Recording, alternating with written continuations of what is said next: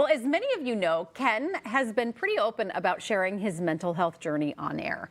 In 2007, he was diagnosed with bipolar 1. And for Mental Health Awareness Month, he shared more of his story on The Crisis Files, which is a podcast hosted by Roshini Rajkumar. Here's a little bit of it. If you don't have a problem, you're lying. Not you, personally. Everybody. And I have many. That's good to hear, because so do I, and so does everybody else. That's the thing. The world is filled with issues that people have. Otherwise, we wouldn't be human. Ken and Roshini are sitting down with us right now to talk more about this episode. First of all, Ken, kudos to you. I just have to say that you being so open with your journey with this is inspiring for a lot of people. Thank and you. I know it has helped so many out there who maybe are questioning, is this me, or no, it is them. Yeah, thank you. I appreciate that. Yeah. I went public in 2012, so that was Has it been that long? a long time ago. Wow. Yeah. But it took you a while to get there. I mean, you were diagnosed, as mentioned, in 2007, and it took you a while to get to the point where you were willing to and that's what discuss Roshini it. and I talked about. Yeah. You know, it's a matter of my dad was ashamed of it when he had it, and he didn't tell any of his grown boys. There were 5 of us, or men. He was so embarrassed, and that kind of made me mad, like what society had done to make people feel embarrassed. Yeah. Oh, there's a picture. Embarrassed about having a mental illness, and I said, this has to end. But it did take me 5 years to get to that point. I'm just curious for viewers at home to know what it was like when you finally became public with it, what you heard from people. Oh my gosh, it was a tidal wave of response. Emails, regular snail mail. Yeah. People stopping me. I mean, walking around the stores. It's just amazing, and it makes me so happy when people know who I am anyway, but then say, thank you, we think you do great weather, but we love what you're doing for mental health. Yeah. That makes me really happy, Yeah. because I want people to not feel like, oh, there's my whole family, not to make people feel like they're alone, and that's been my point. Okay, and that's why you wanted to sit down with Roshini, because Yes. I follow you on Facebook.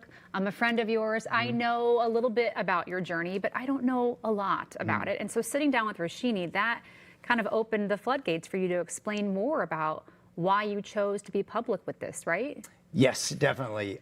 She approached me, or Roshini did. She's right here. She's right here. She approached me and asked me to be on, and I said, absolutely, without hesitation. Roshini, you have this podcast, The Crisis Yes. Files, and you talk about all kinds of interesting topics. What made you want to address mental health?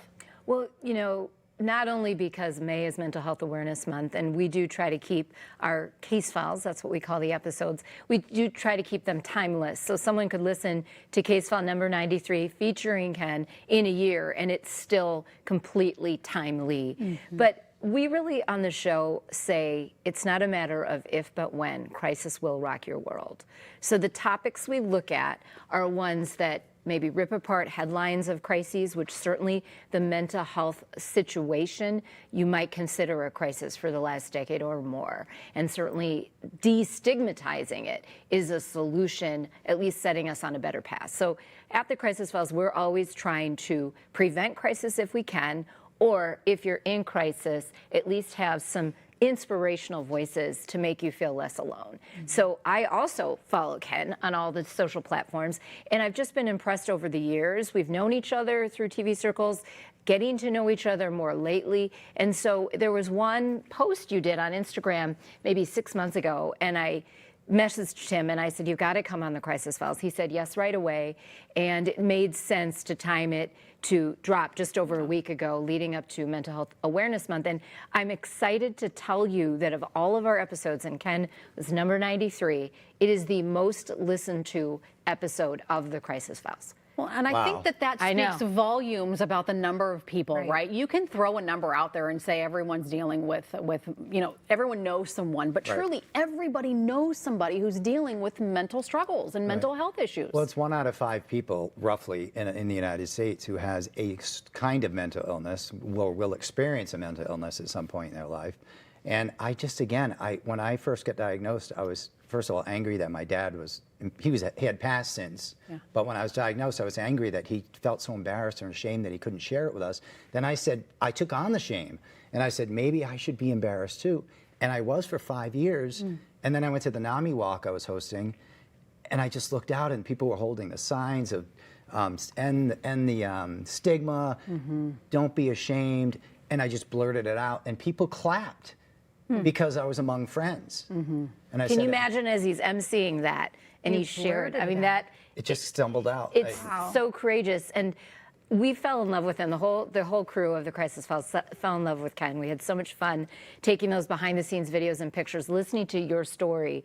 But also what's really amazing is I thought I would get really choked up during this episode, knowing Ken, and we just went through it. It was poignant and powerful, and it was strange because here's why I probably know tears were shed, because I was so excited inside that someone of Ken's stature came on the show, shared this, broke so many just barriers, but broke so many stigmas. And now I'll get emotional. It is absolutely why I launched the show more than a year and a half ago. And you all had me on way in the beginning. So it's exciting that Ken is featured. And by no short of means is because partly listen to you so much because Ken has also shared the link on his Facebook and has promoted this episode across all of his social, which we really appreciate for our little show that could. But really, you have to listen to the episode number 93 on all podcast platforms or thecrisisfiles.com or on Ken's Facebook. You can go find it there. First of all, you're way too kind. No, but like, here's the thing. There are things in the episode we can't share today, and I want them to save it for the episode. Some funny moments. I asked him a question about how his coworkers took it after he went public, and that was both inspirational and funny. And put me at ease. It was about Rusty. Rusty Digby, who used to work here. Yeah. I was going to say, how did we take it? I can't even remember. And you guys did good. You guys were great because you talked right back to me about it. Yeah. You didn't say, oh, that's interesting, and walk away. And that's what I expected people to do. Oh, really? Because I had been ashamed of it, and I thought other people may be uneasy about talking about it, which was why I wanted to be so open to make them feel at ease, to be able to not just talk about themselves, but about their relatives and friends, and ask if their friends are okay when they don't feel quite right. Did you guys talk at all about Ken's family, his kids? Because your Yes. kids are so stinking proud of you, and they're constantly posting about you and about the struggles and how it's real and how to be accepting of it. I mean, your family is one of the most rock solid, and I think that you're fortunate to have them because not everyone dealing with mental struggles has that rock of a family. So Now I'm choking. And let's give a shout out to his wife, then girlfriend, Yeah. then fiance, then she has been there. Been there for almost 40, it'll be 40 years in June. Yeah. Putting up with this for 40 years. And my kids have been rocks. We told them, Teresa told them, because I was in no condition to, why I was in the hospital when I was diagnosed in 2007. So they've been very vocal about support for others as well. and your kids were little. And they were little. In 2007, Yeah, when this Patrick, was going on. Patrick, I think, was in college, but he had just started. But now But he's 36. I'm thinking about so yeah, he was Carolyn. little. Well, and The here's other ones were little. Here's what's so great, just even talking about it today, there are people listening who either themselves have a mental health challenge or their families. And what we really hope, and I know what Ken hopes, is that you listen to this episode, you read his posts on his social, and you feel just empowered that you're not alone, as you said throughout the episode, and that you can be that light for someone else. So it's also really inspirational. If you just need a lift today, go to Ken Barlow on Facebook and read all the comments after he posted this episode on April 29th.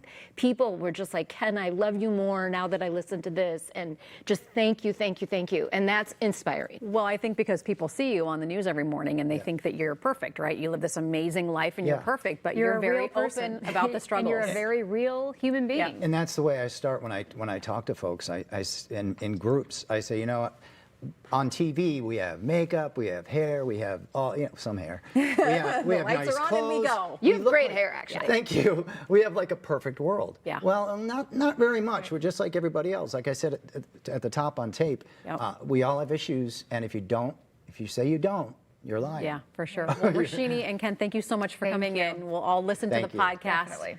We appreciate your time. You can listen to the Crisis Files on all podcast platforms. We posted links at minnesotalive.com. And a reminder, if you or your child needs someone to talk to, please remember you can dial 988 to reach someone 24 hours a day.